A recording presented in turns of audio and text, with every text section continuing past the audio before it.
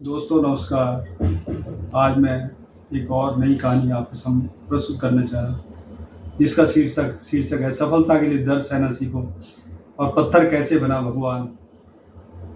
देखिए, कई बार जब लोग जीवन में काम करना शुरू करते हैं तब उन्हें बहुत ज़्यादा दर्द होता है, तकलीफ होती है, उन्हें बहुत ज़्यादा मेहनत करना पड़ता है और ये बात उनसे बर्दाश्त नहीं हो पाती। उनका शरीर जवाब देने लगता है और वो उस काम को छोड़कर किसी और तरकीब से सफल होने का प्रयास करते हैं। लेकिन याद रखिए, इस प्रकार से कोई भी व्यक्ति जीवन में सफल नहीं हो पाता है। याद रखिएगा कि सफलता का मार्ग मेहनत, दर्द और तकलीफ से होकर ही गुजरेगा और ये आपको सहना ही पड़ेगा। तो इसके लिए आप हमेशा तैयार रहिए। तो चलिए इस बात को एक कहानी के माध्यम से समझते हैं। एक बार एक मूर्तिकार अपनी छैनी और हथौड़ी से एक पत्थर को भगवान की मूर्ति का आकार देने का प्रयास कर रहा था। जैसे ही वह छैनी पर अपना हथौड़ा चलाता है, वो पत्थर चिल्लाने लगता है और कहने लगता है कि ये क्या कर रहे हैं, मुझे इतना मार क्यों रहे हो, मुझे बहुत दुख हो रहा है, तकलीफ हो रही है, पीड़ा हो रही है, मुझे अपने हाल पर छोड़ दो और यहाँ से चले जाओ।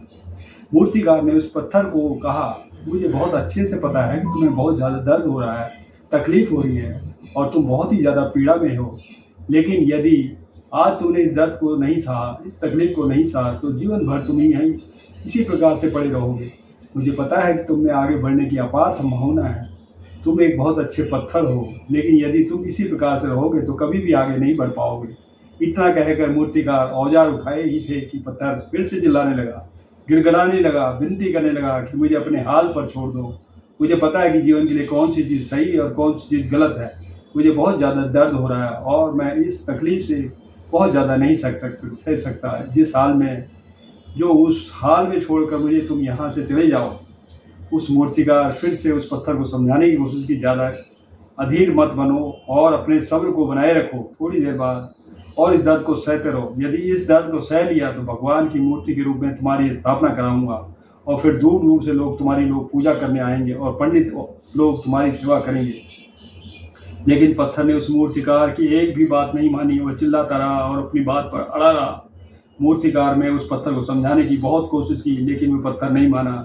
अब मूर्तिकार थक चुका था और वो उस पत्थर को छोड़कर आगे बढ़ गया और थोड़ी देर दूर जाकर देखा कि एक और बहुत ही अच्छा पत्थर वहाँ पड़ा हुआ है। उसने छैनी और हथौड़ा उठाया और उस पत्थर को मूर्ति बनाने के लिए तैयार हो गया। मूर्तिकार ने छैनी हथौड़ा को वार दूसरे पत्थर पर जारी रखा।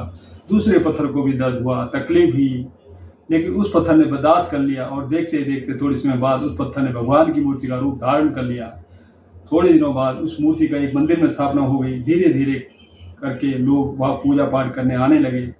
लोगों की मन्नतें वहाँ से पूरी होने लगी। वह मंदिर बहुत ही ज़्यादा प्रसिद्ध हो गया। अब धीरे धीरे करके दूर दराज गांव के लोग वहाँ पूजा पाठ करने आने लगे। फिर एक दिन और उससे पत्थर को उसी मंदिर में लाया गया और उसे एक कोने में रख दिया गया। अब लोग आते और उस पर नारियल फोड़ते।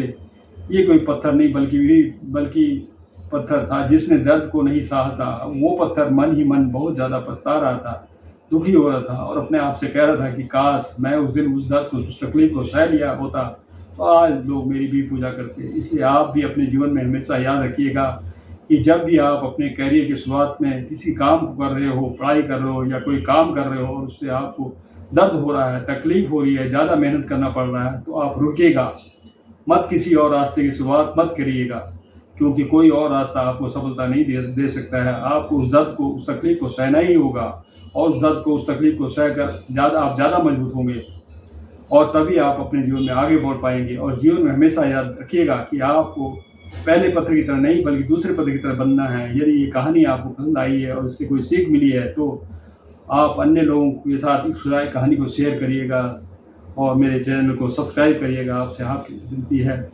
बहुत बहुत धन्यवाद आपका, बहुत बहुत धन्यवाद।